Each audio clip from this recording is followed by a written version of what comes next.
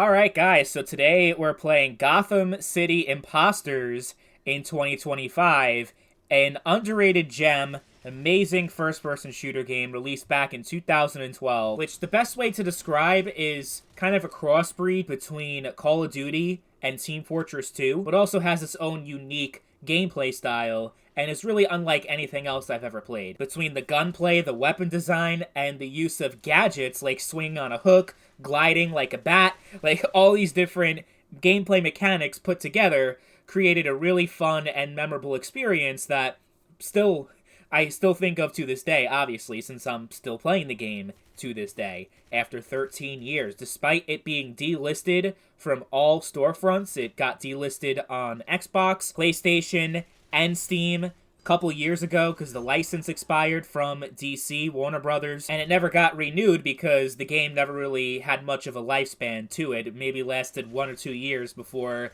it became not entirely dead, but no one was really talking about it anymore and completely lost its relevance. Despite it being free to play on Steam, it didn't really gain much ground compared to the other shooters on the market, which is a shame because I think, like I said, this game is underrated. It's really good, really fun, but it's a little tough for me to recommend because of how difficult it is to find players. There's a very small community that's only active every once in a while. I was luckily able to actually get into a game this past Saturday, just randomly booted the game up and see if I could find a match, and sure enough, I got in.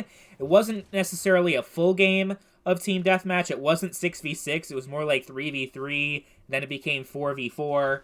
So, yeah, the community is very, very small. So you're not going to be consistently able to find matches, which makes it for brand new players who never experienced it before be kind of frustrated because most of the time you're not going to be able to actually play the game because you won't find any people. So really, it's worth playing for returning players that may have a lot of nostalgia for this game and it held a special place in their heart and they want to experience the game again. But for brand new people, it's, I don't know, you're probably not going to like it. And as fun as the gameplay is, it's definitely shown its age. So if you're a younger person, especially, you might be like, this game, I don't know, I don't think I like it.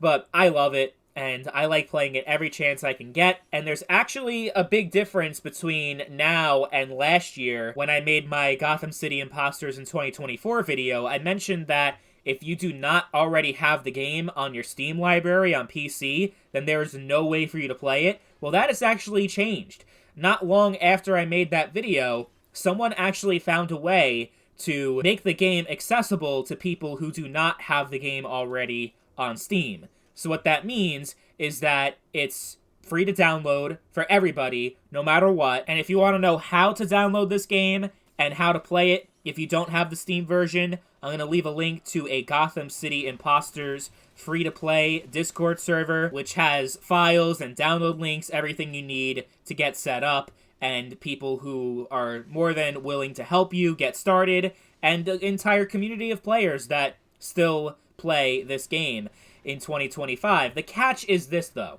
From my understanding, and according to the Discord server, there is no way for Steam owners and people who get this new free-to-play version to actually play with each other. Despite them both being on PC, both versions, they're different enough where there is no cross-compatibility between those. So if you're a non-Steam user and you want to play with someone who has the Steam version, you can't. The only way is for the Steam user to download the unofficial version that is available through Discord. So it's kind of resulted in the community being split, and there not being as much active players as there otherwise could be. But hey, it's still a hell of a lot better than it was last year, where there are so many people that were completely shut out from being able to play the game at all because they didn't have it as part of their Steam library. They never downloaded it before the game got delisted, and now, years later, maybe they started off on the PS3 or 360, but now that no one plays on those consoles anymore,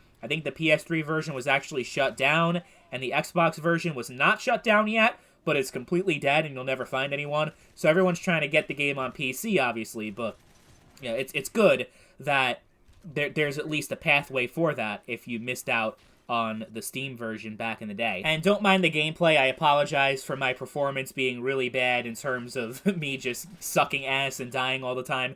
I really literally only get to play this game once a year, just because of the fact that, like, every time I try to come on, even if it's on a Friday or a Saturday, during the weekend, during the evening, during the afternoon, whatever, like the peak hours, I'm still not able to find players a lot of the time because of just how much of a niche player base there is. Like, it's a very small and tight-knit community that doesn't play every single day or every single weekend. So it's really just a game of luck as far as whether or not you're able to play. But if you join that server, let them know that I sent you, and it'll be a little bit easier to coordinate matches, and hopefully my video can help more people be able to play this game in 2025 and make the community even bigger than it was before. That's the whole goal of this channel, is to keep these old games alive and thriving after years and years. So, hope you guys enjoyed this video. Let me know if you still play this game in 2025, and I will catch you guys later. Peace.